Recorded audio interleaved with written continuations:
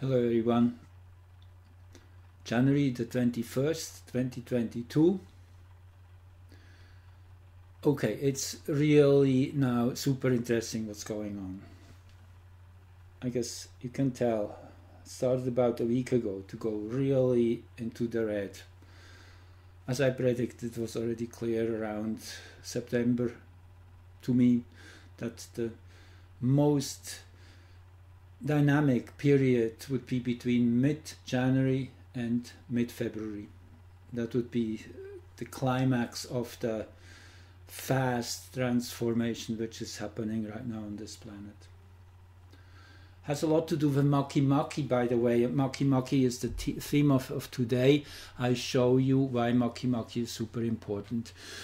And this is one of the two websites, by the way. I get often asked what literature I would suggest regarding newly found planets. The easiest I find is just put it into your internet search, the name of that planet, Makimaki in this case, and astrology, just these two keywords, and you will find a nice selection of links, and then you can scan through them, and each one will show you different astrologers' take on it.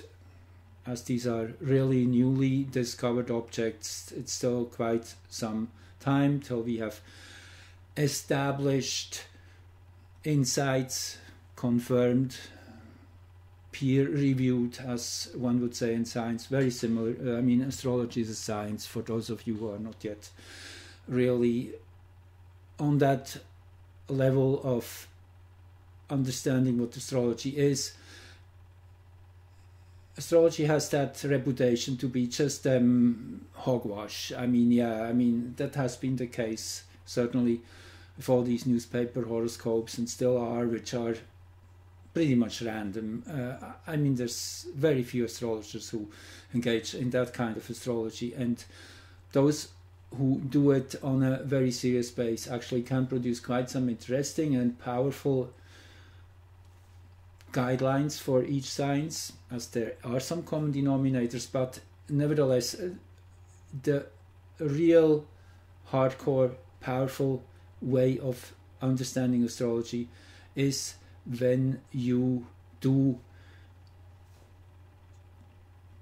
analyze the symbols in a very deep way, as here on this site which I found on Makimaki. I want to share this with you. I kind of condensed it a little bit. So Makimaki is the third largest Kuiper Belt object, actually around 870 miles in diameter, in the same region as Pluto.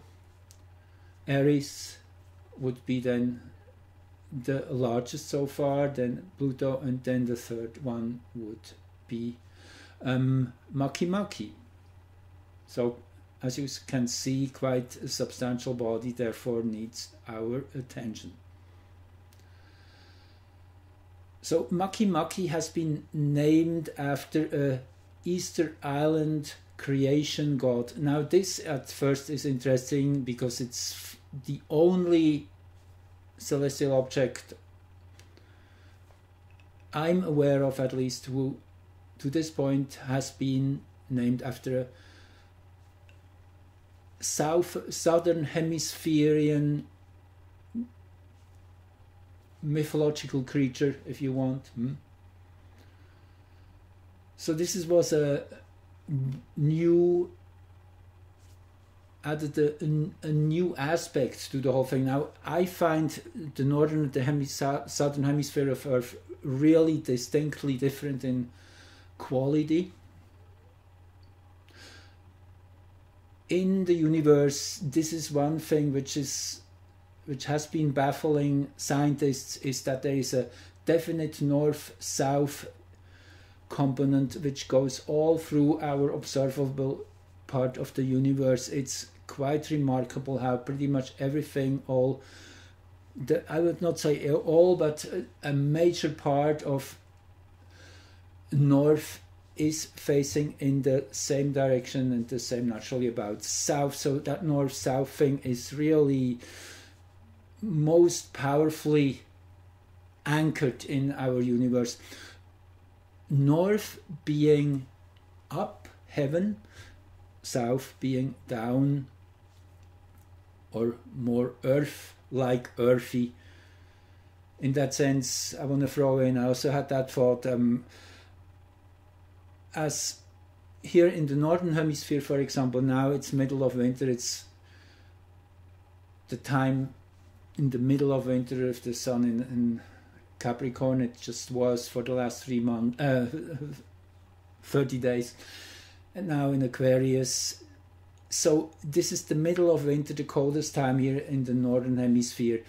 And it so happens that at the same time down south in Australia and such, in the Antarctica, this is the mid of summer, which is kind of weird. So it's kind of, anyway, you get it. It's a polarity which is brought in, and again, that southern part of the globe, actually where only about 10% of the human population is living, 90%, you won't believe that's what the balance is. So that's why also the northern hemisphere is so much more prevalent, more important in a way. 9 out of 10 people on this planet live north of the equator.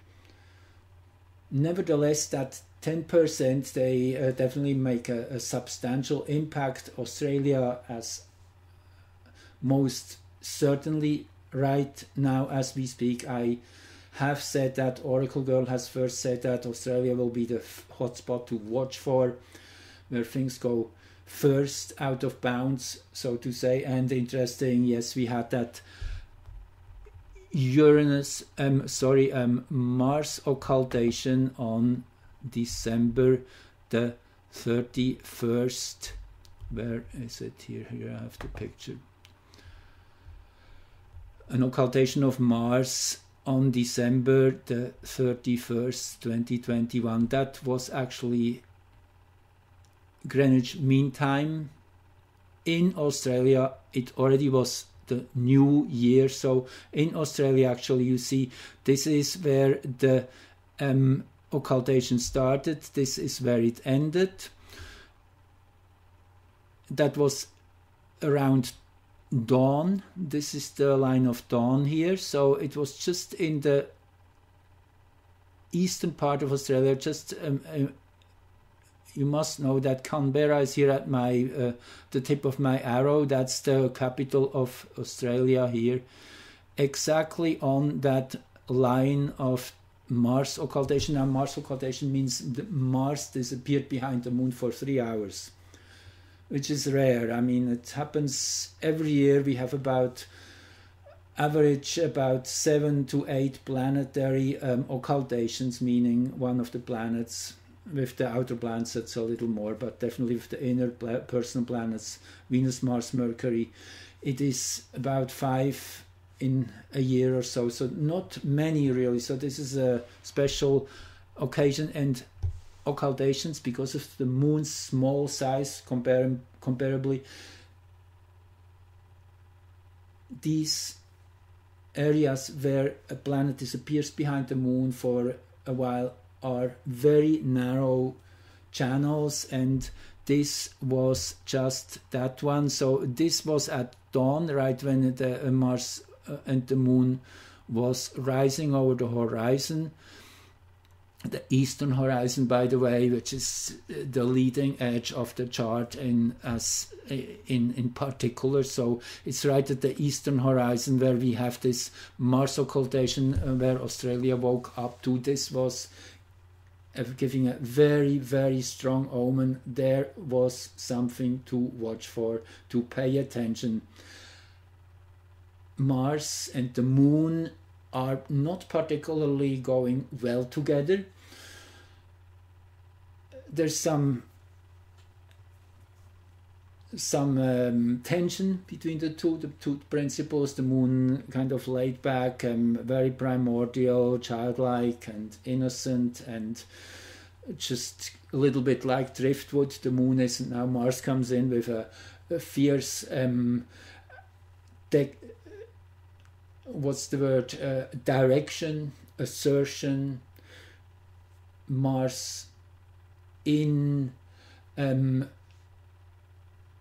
in Sagittarius, that was right at the time, 12-15 degrees Sagittarius in that area. So a very powerful Mars, feisty and revolutionary, naturally in Sagittarius, where Mars is just now in its last days in that sign. So it was actually just a few days ago when we had the 5.5 solar flare. Mars was exactly at the galactic center, so still in the late degrees of Mars, of Sagittarius. So this was the start of the year, yes, with a Mars occultation over Canberra, Australia. So it was, and yeah, I finished my sentence there. Sorry, got sidetracked for a minute. So together, Mars and the Moon, that is the power of the people. That's the voice of the people. And the occultation has, at first, the planet disappearing behind the Moon is kind of swallowed, you could say, by the lunar energy, is almost drowned in a way, and that's what we see also happening. It is the assertion of the people is almost drowned. They're blacked out in their ability to hold their sovereignty. Mars is really, you could say, almost castrated. I guess that's an extreme form of what it means. However, there's the other side. Mars then is kind of shining its energy through the Moon, and that's another way of seeing it, that the Moon is soaking Mars with energy. So there is a very polar way of looking at that, two extreme different views, which both are true. And we are in times of extremes. There is no question to that. I guess that is where we all agree. So anyway, that was the start of the year. And let me quickly run you here through the things which I have lined up here for you. So we have that solar flare, which happened just yesterday on the 20th. Let me just close this here. Very good. Okay.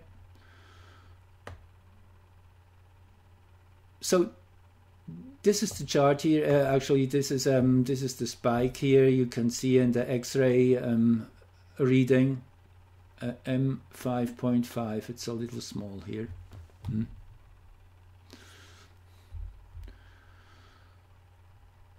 It's probably the largest solar flare in months. I don't exactly know when the last one was. It was, I guess, early fall or something. We had a big one, and it's just the first really big ones. This is a nice shot from the limb of the sun where this explosion originated from, sending out a shock wave of radiation through space, and that is the volcano I have here. It's the first one I wanted to show you here. That was on the 15th. That was 5 days prior. I said 15th, mid-January. Yes, that kind of got the first big impact of something, kind of nature saying, hello, get ready. That's the alarm bell. We were lucky, nobody got hurt, and that was also a very auspicious sign. Yes, there was a tsunami warning. Yes, it made headlines all over the world.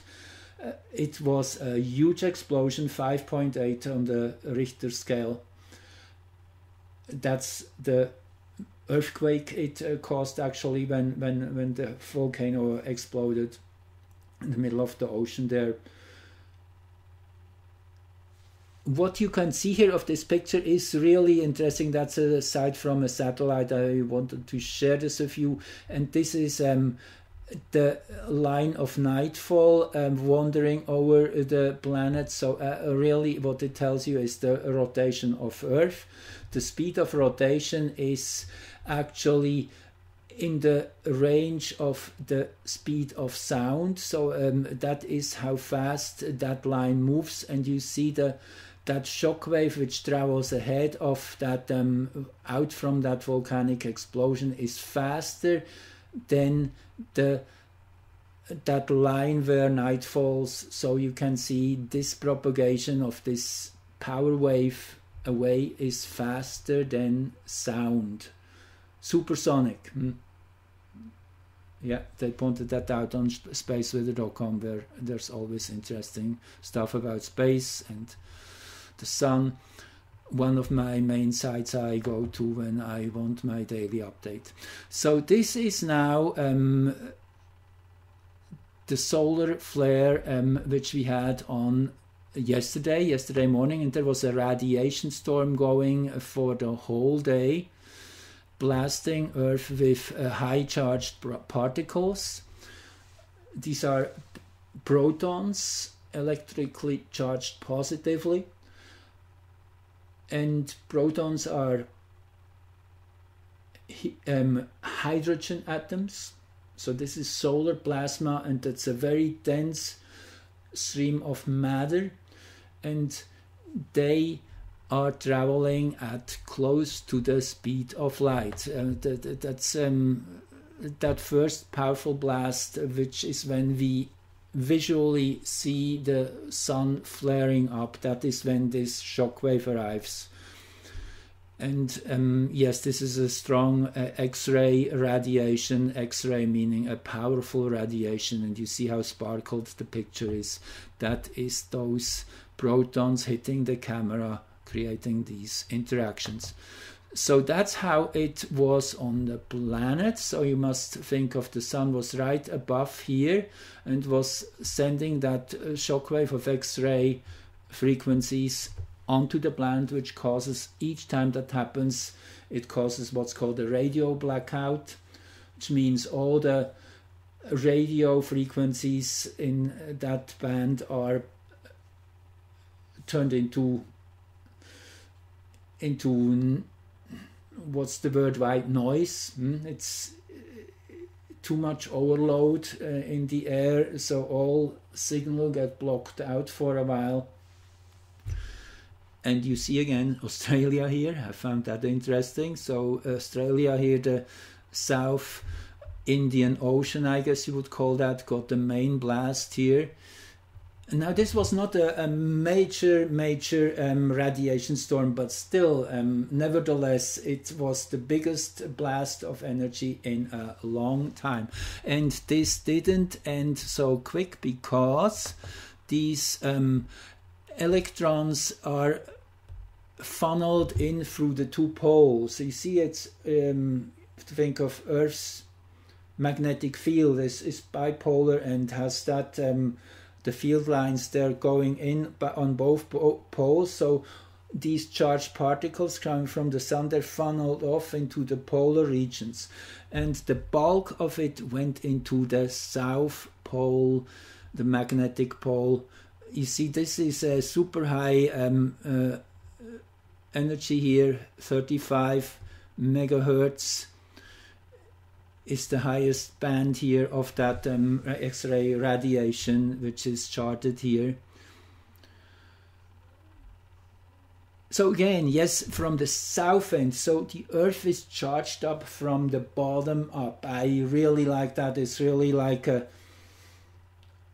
fuse is lit. That's what it feels to me. And 5.5, I mean, this was really almost a textbook example. Think how many times Q mentioned 5.5. Well, I don't think they could predict the size of a solar flare. That is a bit far-fetched, but there's synchronicity here, and there's definitely meaning and power in numbers. So it is an interesting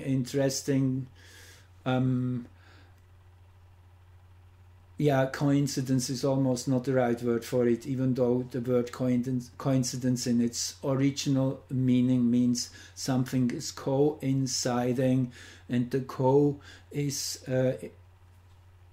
hinting at that principle of what's it called, connection at the distance. The word is missing right now in my mind, but I guess you get it. It's that principle of which Einstein discovered, that two particles, if they once had been close together, even just once for a short while, they can then travel to the opposite ends of the universe, and they still will resonate to one another in a magic way, and transcending space. So that has been going on yesterday. So we're just right in the middle of this big activation, the earthquake on the 15th, the explosion of the volcano, I should say. And on the 20th now we have this huge solar flare.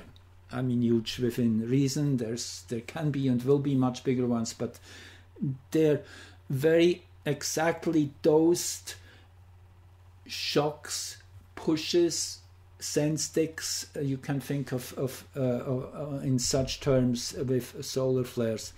An interesting thing which I have observed, and I mean I've been doing research with solar flares in astrology now for 25 years or so. The day before 9/11 we had a huge solar flare. The day before the Fukushima event, the big earthquake, tsunami, meltdown and such, there was a huge solar flare then. And huge solar flares do not happen that often. They happen probably by average, I would say 2 a year or so. And naturally around the time of the solar maximum they are way more frequent than during the time of solar minimum, where there can be whole years without bigger solar events. So anyway, that is kind of the backdrop. I want to share you quickly here another site which I'm frequently going to, which is really quite nicely done. This is lmsal.com. That is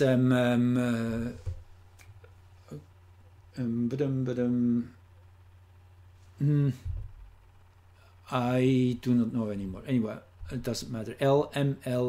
lmsal.com, for those of you interested, shows you different things here. This graph I like particularly here. This top one that shows the spikes of the solar flares.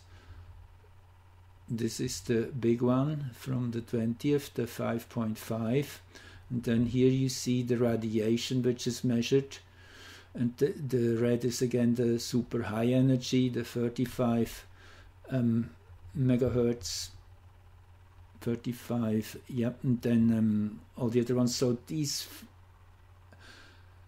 radiations, that's the radiation storm here, that's kind of the visual for it. So yeah, this is a nice site too. Okay, now let's get into the astrology. So let me say a few more things about Makimaki, because today was a heliocentric Pallas Makimaki opposition.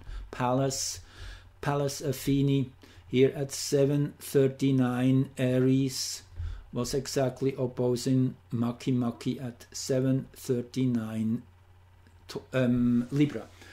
Okay, so Makimaki, as I said, is named after a Easter Island creator god of humanity.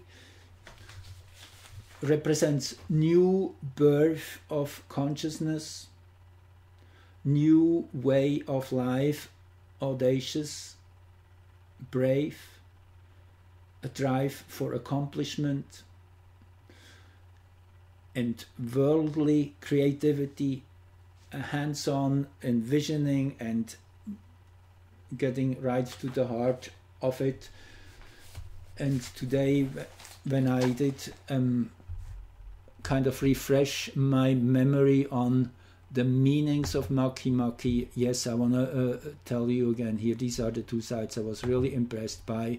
This one particularly, the cosmicpath.com. Again, if you just put into search Makimaki and astrology, that's one of the top search links which show up. So I just want to show you these two sides, because I'm really thankful for these astrologers who put in lots and lots of study to compare charts of many famous people and events to come to a common denominator, how this newfound object would fit in and reflect in the quality of event or the quality of that particular trait of a person in question. So anyway, let me just give you now the breakdown here, what I this today further had to add on to my vocabulary. So again, it's courage, Makimaki, extreme challenge. It can mean intentionally chosen. Now there's a myth which goes with it, that's the people of Napa Hui or something, I hope I say it right, on Easter Island, and in honor of their god, kind of yearly ceremony to send the most bravest men, young men, out for a swim to a nearby island through the ocean currents, shark-infested waters. And this is a contest to get the first egg of that seabird who nests high up on the cliffs of that chosen island. And the first one who brings back a complete egg is the oracle of the year, so to say, will be having a very special position in guiding the community spiritually. A really powerful myth that is and has many, many aspects to it. It's about courage, it's about intention, it's about that egg which is the fractal of creation of wholeness. So yes, courage, extreme challenge, fearlessness, it's a warrior spirit, delving down into the dark recesses, envisioning, dreaming into manifestation, giving it that body, that earth energy from the southern hemisphere, that earthiness down under, even though it's not Australia, it's still down under. Integrity, in synchronicity with cosmic order, higher octave of Saturn. I really like that. That was a new thought for me too.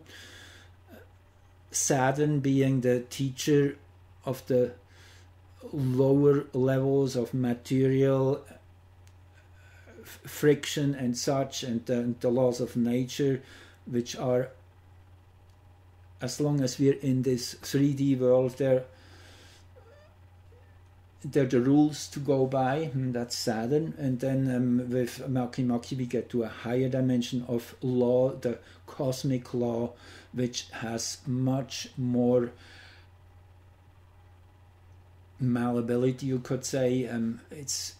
It's really the vision which we bring in will be what we will find.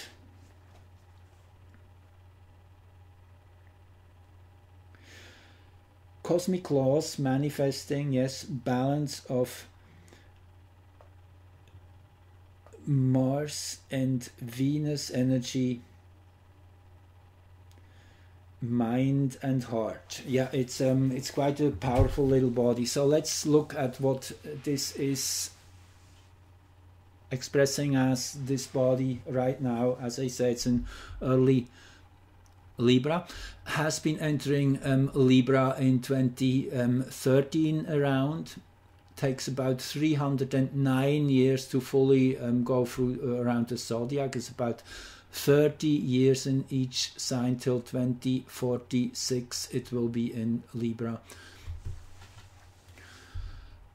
Makimaki makes an opposition here over many years with Salasya, which I've been talking about repeatedly, those of you listening to my channel.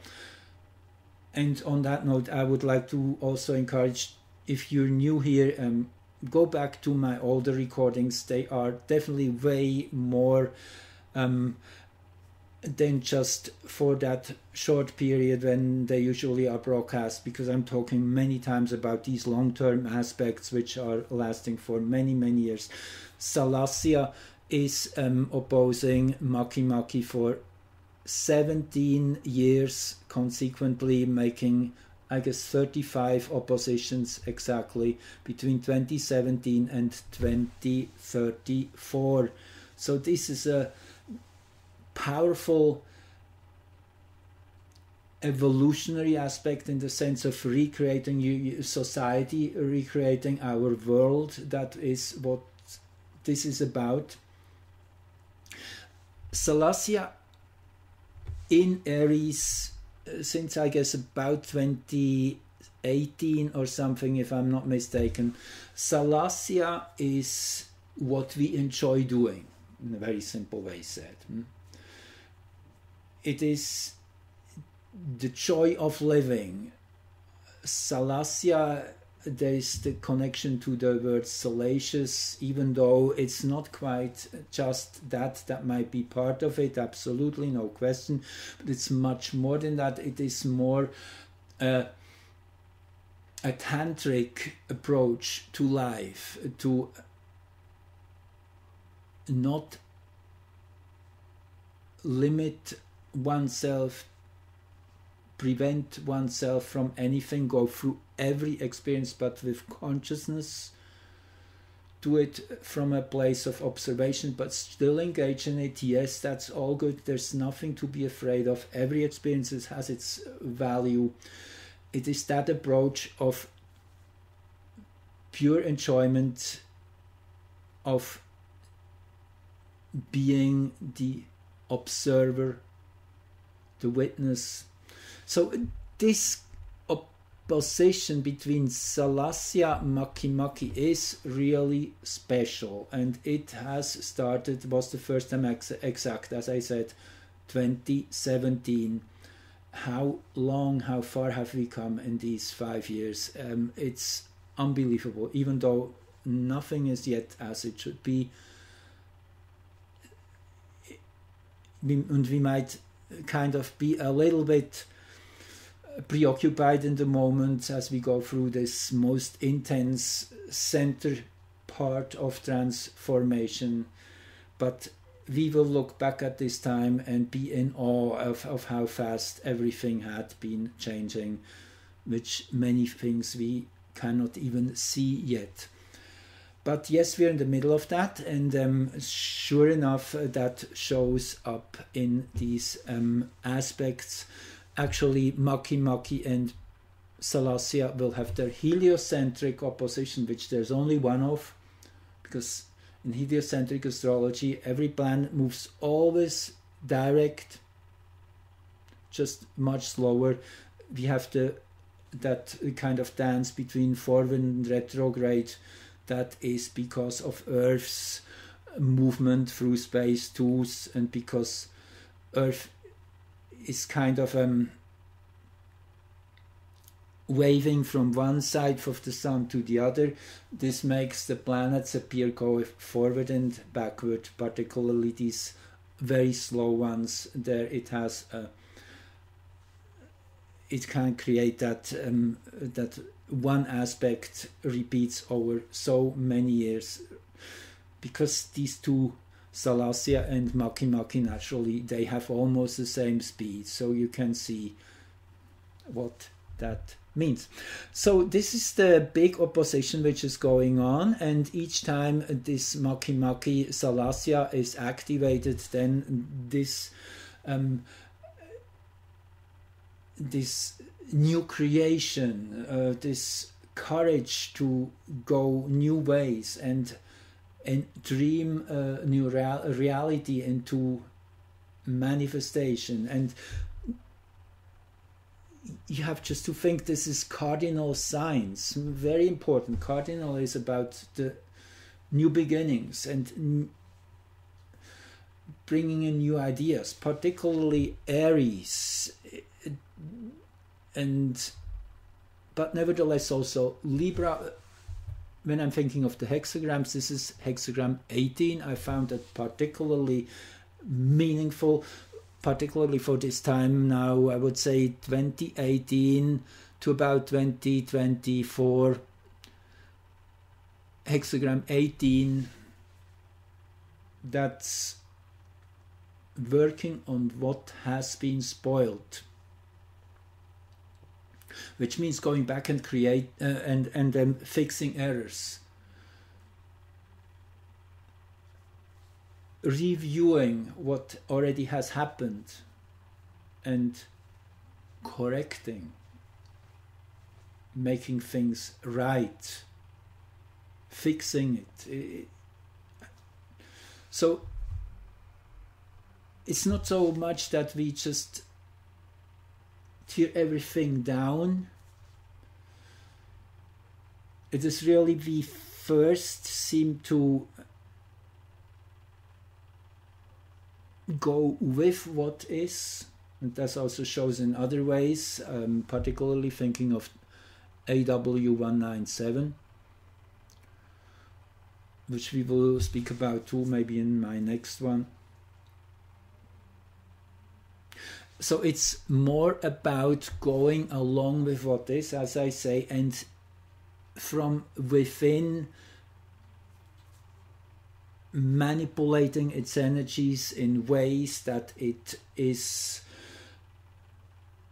tempted to change itself. I guess that's the way one could say it. Particularly AW197 lets me think in that way, which is that stealth energy of working from the back, or even it's a subversive in a positive as well, in a negative way. If in a positive sense you're so empathic to your opponent that you are able to feel its energy from within and then just fine-tune to that, and the awareness of what you perceive is in fact already enough. It is that bringing in that light of awareness of observation, which already has an enormous power to it. It's actually the only thing in the end which is necessary, because once you see, then you don't have to believe. A blind person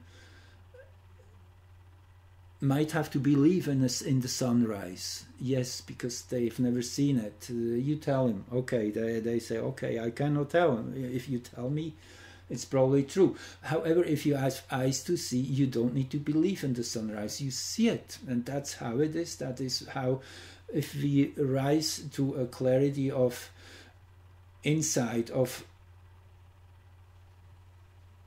perception, perceiving the whole spectrum of what is in your environment, then you will just know. Everything will make sense. And there's no judgment in it. It's just is. It is that way. Isness. So that's kind of the place we are at, to recreate from within, to fix errors, to use the existent structure and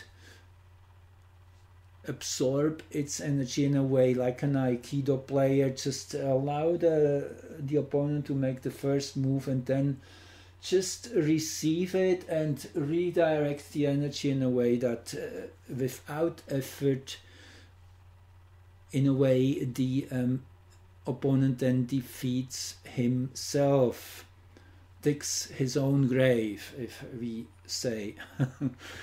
It's kind of along the line where things are going. So that's why it takes a little longer, because it's without intervention. It's all manipulated in a way that it is on self-destruct. At least these dark forces, they are on that path. Now it will get really, really interesting around the 24th when Mars enters Capricorn. I don't know if I get there here.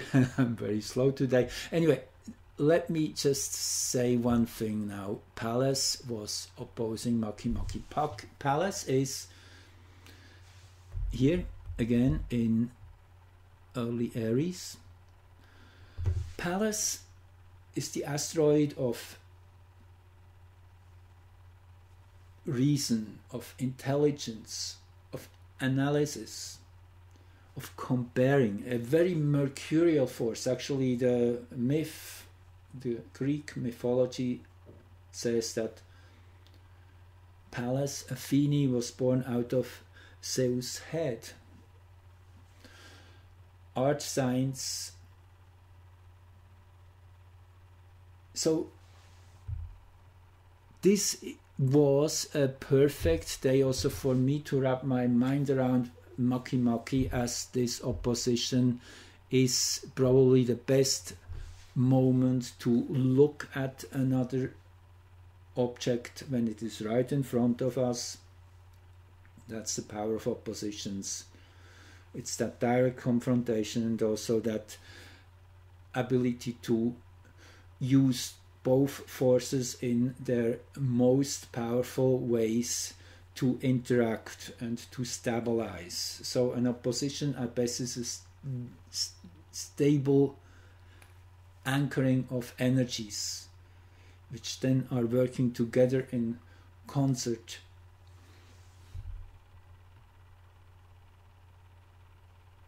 So this is a heliocentric chart. Naturally, I didn't point that out yet, but that was the heliocentric astrology here today. Makimaki opposing Pallas here, and again you can think of the Sun here naturally at the center, and this is planet Earth, by the way. So what furthermore was interesting is that sextile to Makimaki from Mars, and that trine here to Pallas. I mean, there's many aspects. There's also here Astrea. So there's lots going on here in the 7-degree department. Also there is Venus here at 8 degrees. So we have here a sextile from Makimaki to Venus, a sextile to Mars, another sextile right to Astrea. Astrea is the one which is very much wanting to help, doing the right thing, resolving problems, and Pallas here. So yeah, we have an almost perfect hexagonal structure. The only point missing here is really this one here. See, other than that we have 5 60-degree angles. Pallas to Astrea, to Mars, to Makimaki, and here to Venus. And I would yes, actually this is the way to see it. It centers around Mars, you see, because Mars has no opposing points, so Mars is really the head of this structure.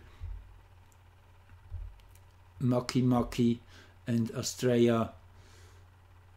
It's really just beautiful how these energies come together. Astrea here in Aquarius now, we're really in that phase of recognizing where we have to put our focus on. Estrella has that eye for where things are lacking. It is able to see the flaw and go and fix it, go exactly to that location and tie it up, whatever is necessary to do. Pallas brings in the necessary intelligence to analyze the situation correctly.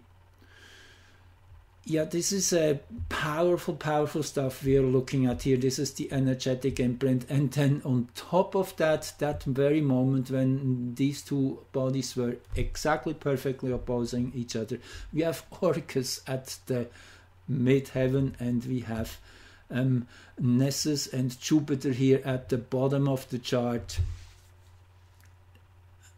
I mean, sometimes I'm rushing a bit too fast through different charts, so I want to spend a bit more time on this one. We could do that pretty much with each of them. They are all each in itself a fractal of this present time, and even though the energies are regrouping themselves depending on what is up and what is down, and where the moon is and such, but there's a general synchronicity between all these important moments. They all are vibrating together, interlocking with one another. It's really an amazing observation, and that's kind of where my passion is, as you seemingly have found out by now.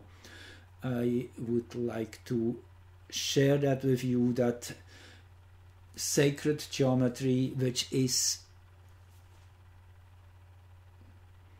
it's not causal. You can't say it's because the planets are there and there, that's why things happen in such and such way. It's different. It's just like simultaneous synchronicity. I guess that's the best word. I guess Carl Jung was the one who used that word first. Synchronicity, meaning two things happen independently of one another, but they're still synchronized to each other. It's really that entanglement. That was the word I was looking for before. Quantum entanglement. So that's why this statement is true, as above, so below. It's because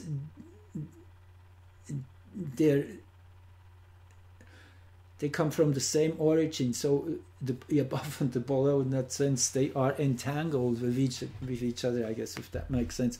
So Orcus at the center of the chart of this Pallas Makimaki, that intelligent, conscious infusion of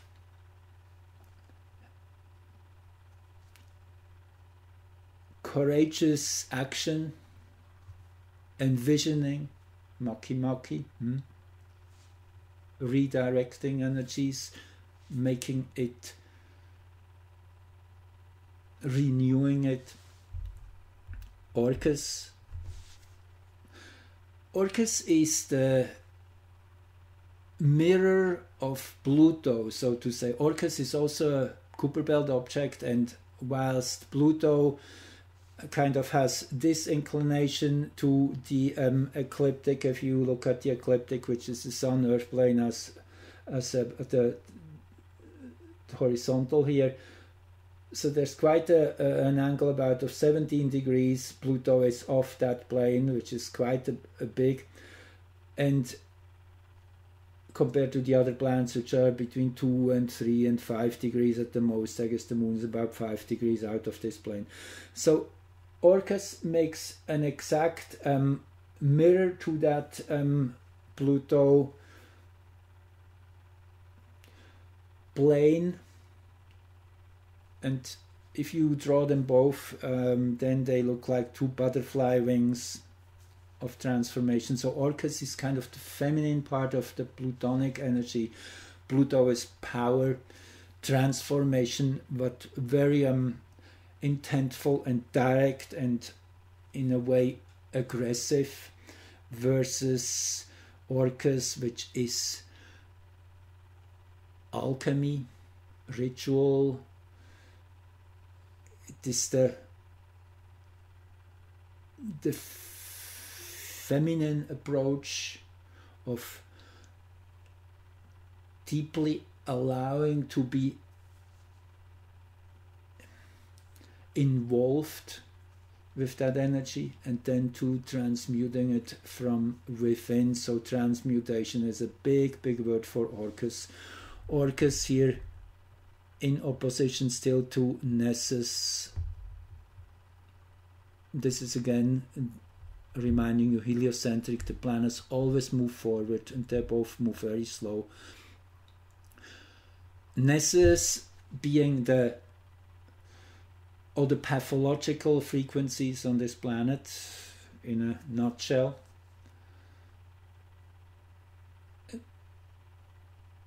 Abuse, all the improper ways of using power. So this is being transformed. This is being put in the limelight by Orcus. That has been going on for the last 2-3 years, actually since pretty much 2016 around. That is when those two came into a closer orb. And you remember 2016 in fall, that was when Pizzagate was that first huge wave of that first eruption, you could say, of that kind of energies to be digested, to be transmuted, undone. Jupiter now is just about joining into these two planets' energies heliocentrically. That will be within the next 2-3 weeks.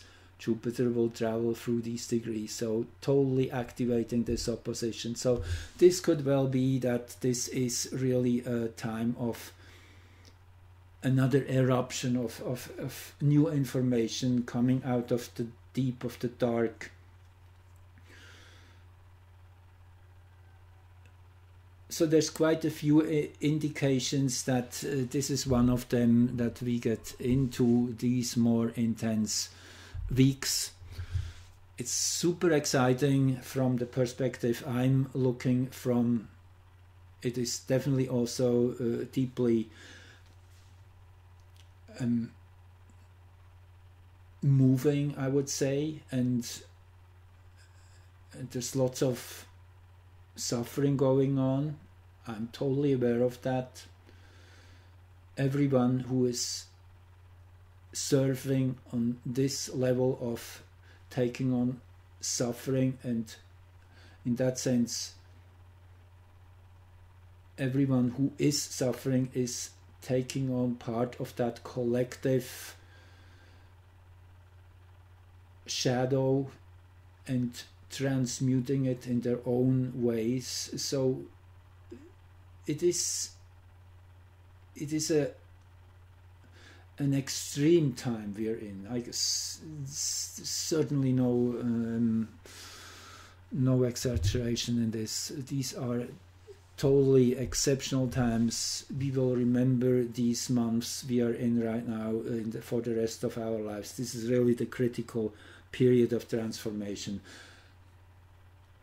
Mid-February already, we will not even think that this would have been possible, what we will be finding ourselves in now. Just think of Boris Johnson the other day, all of a sudden announcing that yes, it's no more necessary to wear face masks, and don't worry about anything anymore. It's all no more an issue. After that Hammersmith case was filed, you must have heard of that, which is urging police officers, actually it's a legal document, 18 pages, which has been distributed to all the police lieutenants all through the UK, and they're called to action if they do not act in the favor of the people against their superiors and their government, and close these jabbing centers and confiscate all the poisons, all the vials. So that's where we're going. And I saw the first video here a friend shared with me of a place in England where they have acted on it, where they closed down, the police went in and closed down that vaccination center. Anyway, I said it. Yeah, one has to be so super careful which language one uses here. Anyway, so you see it, this is all in this chart together, that is all in here. Now, 4 days earlier,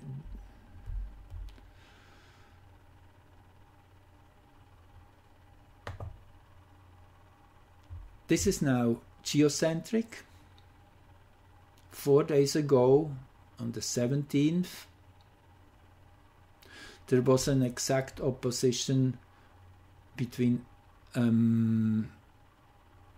Chiron here, 848, and Makimaki, 848. Now again, you see there's difference in numbers here. That's just a different perspective between geocentric and heliocentric. So 4 days ago, Makimaki had an exact opposition with Chiron. Interesting. What does that mean? Well, first of all, this was opposition number 7. This series started in 2018, and this is just the last conclusive time. From here on, Chiron will move on and not return to the opposing degree of Makimaki again. Chiron is quite a bit faster overall. Anyway, so this is the conclusive opposition. So what does that mean? What is Chiron and Makimaki? What is that indicating? Chiron is the wounded healer, and Chiron is the one which always tends to turn the stones, make us look at everything from all angles, even though it's hurtful and it's difficult. It's that self-evaluation which is on since 2018 in a very intense way, since Chiron has entered Eris. The first sign of the zodiac will be in here between 2018 and 2025, roughly, for 7 years. So these are the 7 years of self-evaluation, of realizing that if we want to change the world, we have to start with ourselves. That is the basic starting point here. Chiron, in that sense, is taking on that job, saying, yes, okay, I will do it. I will look at myself, look through my own perspective. What can I add on? What can I improve on myself? And this opposition to Makimaki is kind of putting fire under Makimaki's bum to be even more clear, more fierce in that sense. And to go back to the keywords here, which I have, that extreme challenge, fearlessness right through the eye of the storm, that warrior energy of delving down into the dark recesses. So this chart here has a Venus-Moon opposition. See that? Moon, Venus, Moon in its own sign in Cancer. Venus in Capricorn and still in retrograde motion, which began on December 19 and will end on 29th of January. That time of renovating the Venusian qualities, overhauling, improving, fixing what is not in balance. And Venus in Capricorn is social responsibility, doing the right thing in a collective, public arena. It's definitely our appealing to our collective responsibility for our children, our future, our survival. And it comes suddenly timely in this crazy time we are in, when humanity doesn't even recognize how it's terminating itself, how it's allowing this to happen. So this is shaking the emotions. This is truly bringing that to the forefront of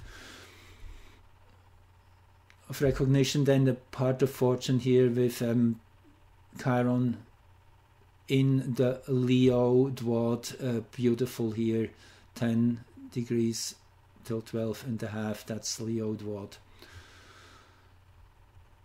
And then see that, okay, check this. This is for Greenwich, the place on the planet which I use as a fractal for how the energies are experienced planet-wide, which seems to be really working on. I have so many powerful examples. And if you go through my library, you will find many examples of amazing synchronicities that these coordinates of Greenwich seem really to have a very special meaning. I mean, it goes thousands of years back that this was seemingly a precious, a sacred site where Druids were having their rituals and such, where the Royal Conservatory was founded in England, east of London. So 2129, did I say? Let's go to this chart. I'm jumping now.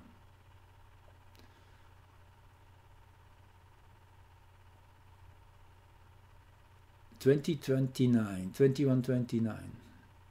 That is when Mars on the 24th of January will enter Capricorn. That's where the moon is. That moment when Mars is at 000 Capricorn. Yeah, let's just go back once more. So you see, that's where the moon is. On the 24th of January. And this is the chart we looked at. Nope, it was the one hiding here. Okay, too many charts open as always. 2129. And we had the geocentric Chiron Makimaki opposition. So see, that was on the 17th. In those 7 days the moon travels this arc, and when it has arrived at 2129 to the minute exactly, that's when Mars is entering Capricorn. Amazing.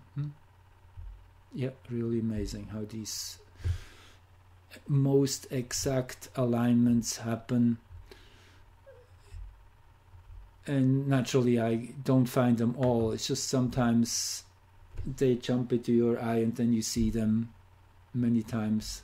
They are overlooked and still there. So let's look into this chart of Mars entering Capricorn, which in my opinion is really when the revolution is becoming a real thing. Up to then we have been preparing. Why do I think that way? Because Mars joins Venus.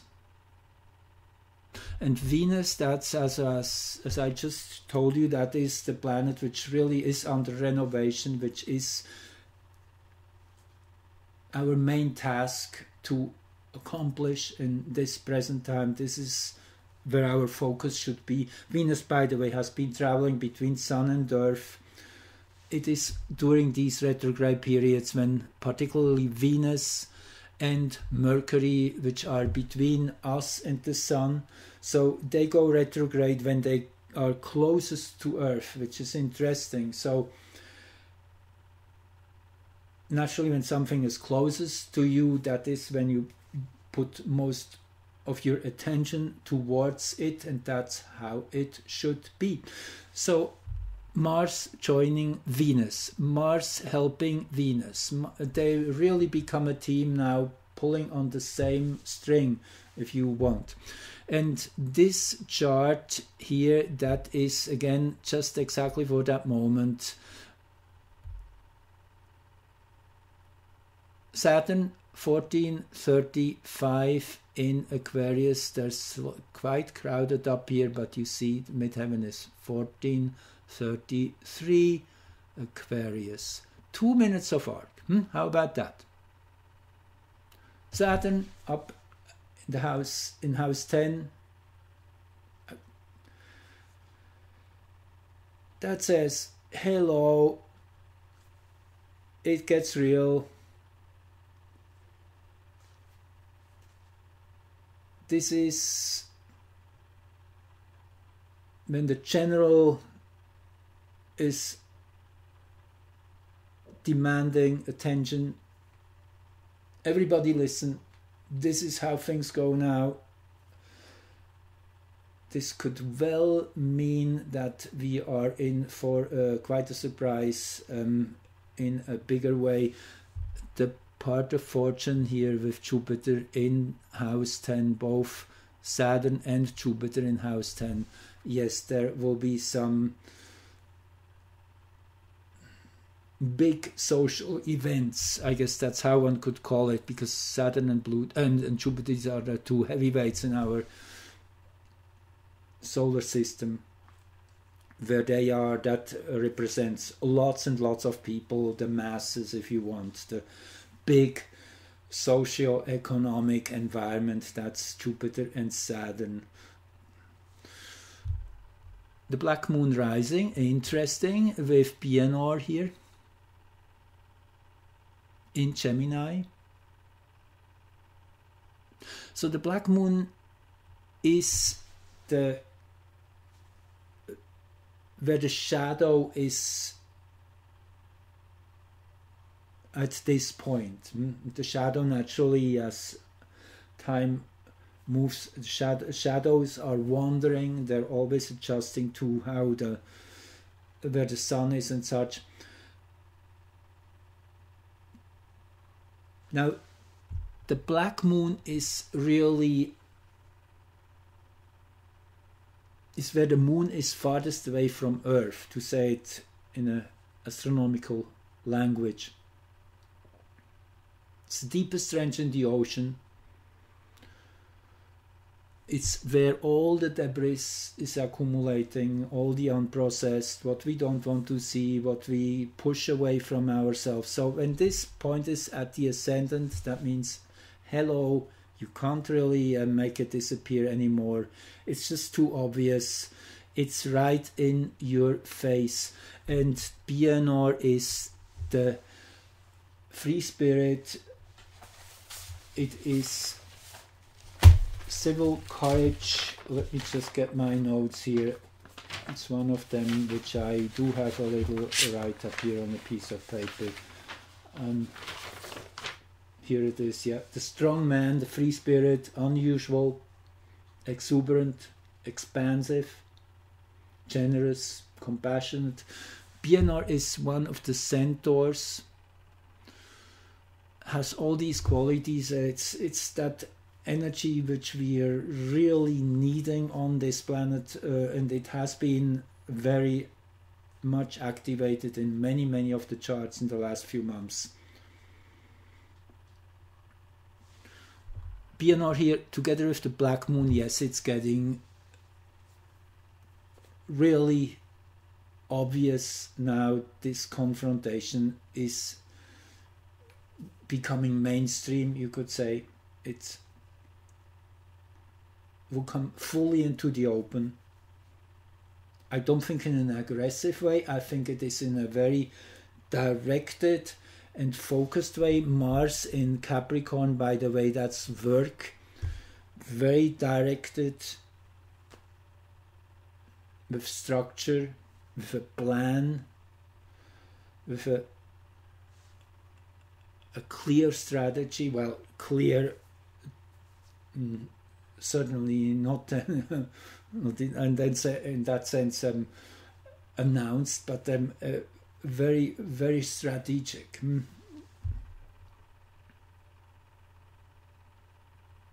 So anyway, that's the story here with Makimaki, Mars, Pallas, and Chiron. Just want to throw in here a few more reasons as we're heading into the 24th. That's just 3 days away. So on the 23rd there is Mercury's inferior conjunction.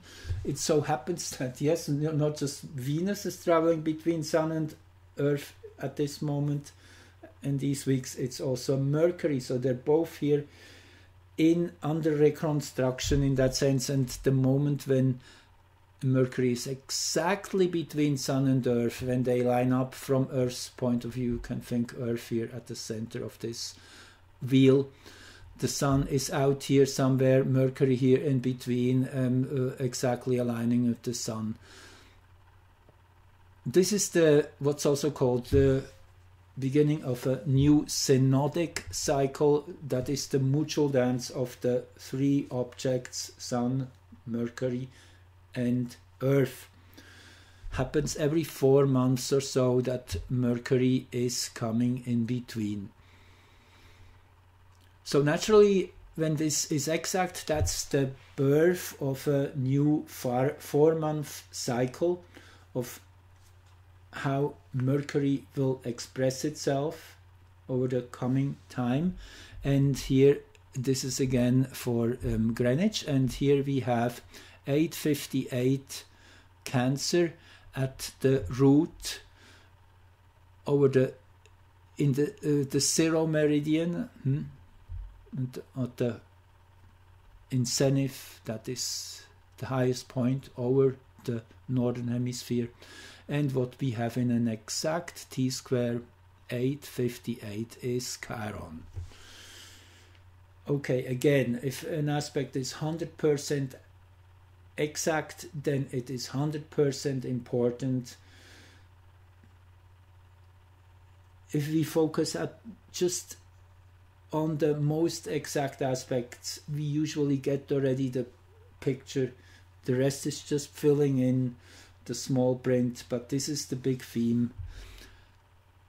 Chiron, again,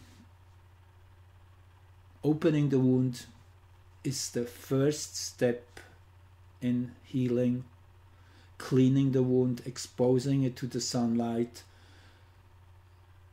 taking all the deceptions, all the layers of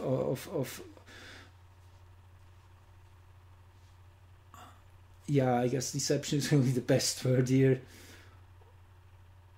And there's so many layers of deception here still on this reality. So this is really what it means: uncovering, revealing. Eris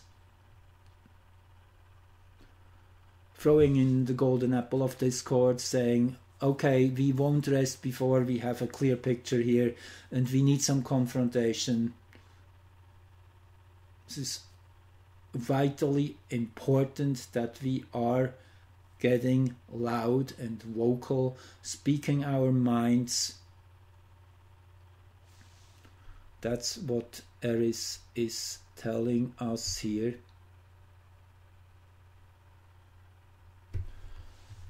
I made a few more notes here, just want to see what I wrote here with this chart here. That is 519. Yes, the part of fortune at the galactic center. Find that very interesting here. The galactic center, which is so important these months. I keep repeating myself, but I can't help. Between September 20th, 2021 and April 16, 2022, we have 8 consequent full moons in a perfect 30 multi-time 30 degrees aspect to the galactic center. So it is this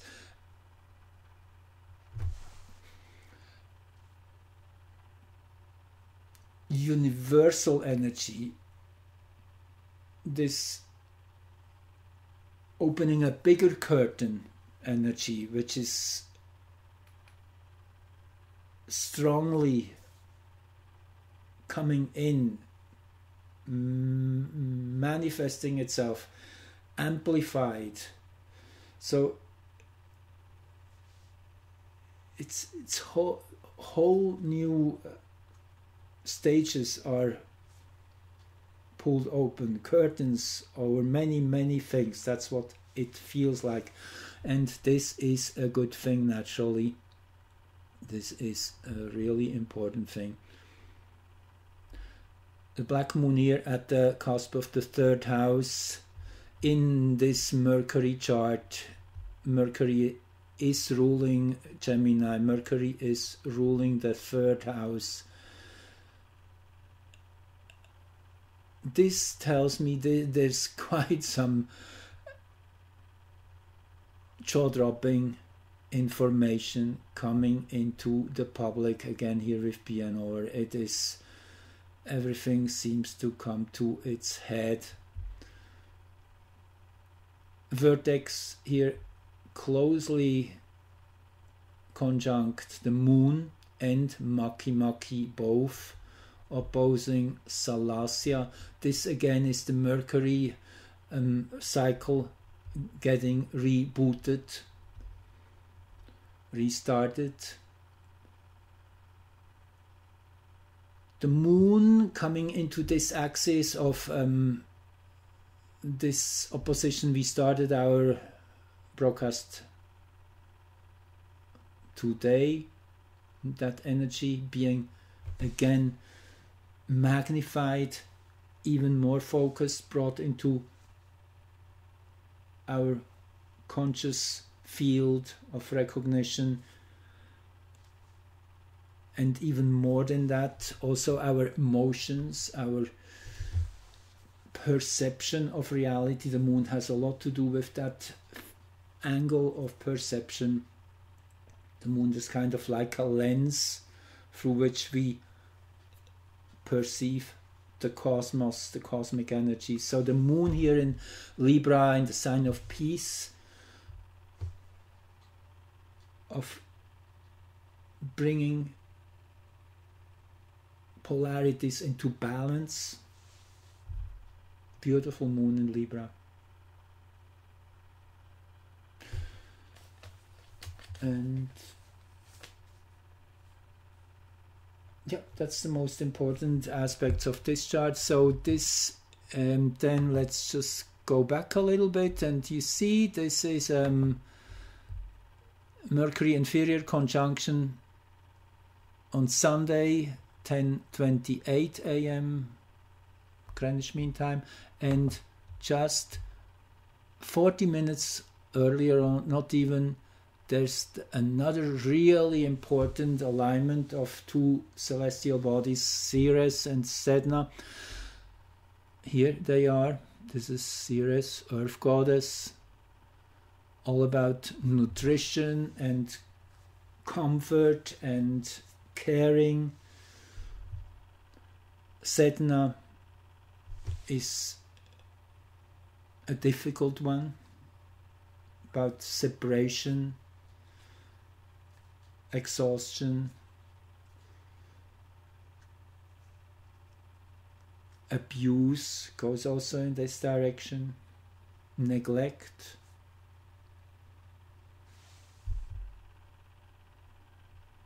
Ceres has been already twice connecting with Sedna exactly. Last year it had its first connection sometime in summer, I guess. Then it went on into Gemini, started turning retrograde for now just in the last 2 weeks, had its second conjunction and then turned direct here just very tightly behind Sedna, and now has its third conjunction, its final one with Ceres and Sedna together on the 23rd. So this is just 40 minutes before Mercury and the Sun is exactly aligned. So again, if two celestial events happen simultaneously, then that means they are like, again, the 2 feet on the ground of that moment. These are the 2 important events, Ceres and Sedna. Yes, this is on one hand what we are going through, all the supply chain disruptions, and that also that last phase now of extreme lockdowns again, separation. Sedna has been really a huge marker of that whole COVID phase we have been going through globally. I said it early on in 2000 that this is absolutely a Sedna event in overall. Also through separation, kind of enticing us or almost forcing us to go deeper within ourselves and to dig to our own shadows and our alienation. Just thinking, Sedna coming back from a 11,000 plus year orbit around the Sun. This in itself is special. It's the only big object so far we have found. We have found a few smaller ones, but Sedna is of substantial size and around 1,000 kilometers diameter, and as I say, comes back from an 11,000 plus year journey through deep space into the inner solar system. Will be closest to the Sun around the year 2064 or so. Still a few decades to go. But Sedna is that alien energy from another world, from deep, far away, with a different set of moral values, you could say. And in that sense, not understanding our needs as human beings. That's kind of something which I'm getting from Sedna. So Sedna and Ceres, they're together. Yes, this is the final phase now of this starvation, if you want, which is going on so many levels, neglect and shortcomings, suffering. What amplifies that naturally is the lunar node, the lunar north node, which just recently on the 18th was leaving Gemini energy, and the lunar nodes there move backwards. In that sense, entering through the back door into Taurus here. That happened on the 18th. And this is intensifying that and making it even more real. Interesting also, we had quite some changes in the financial market starting pretty much on the 18th, intensifying that whole predicted financial breakdown. It seems it's started, and I would expect the last week of February, early March will be when the market really plunges. That's what I have seen so far. I think there will be a little bit of a wave up once more. Gold and silver have been activated. I think they both are now on a steady rise. There will be some naturally minor corrections, but I think we are basically, with these lunar nodal changes,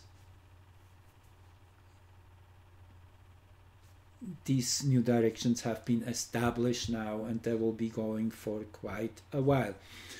After all, I just want to end this session here. This was when the lunar nodes changed signs, and this is the moment in heliocentric astrology, and Uranus up here high in the 10th house in Taurus. Yes, this is shaking through our relationship with the material universe in big ways, in positive ways as well in more challenging ways. This is the next 18 months energetic picture, if you want, the heliocentric, yeah. And let's see.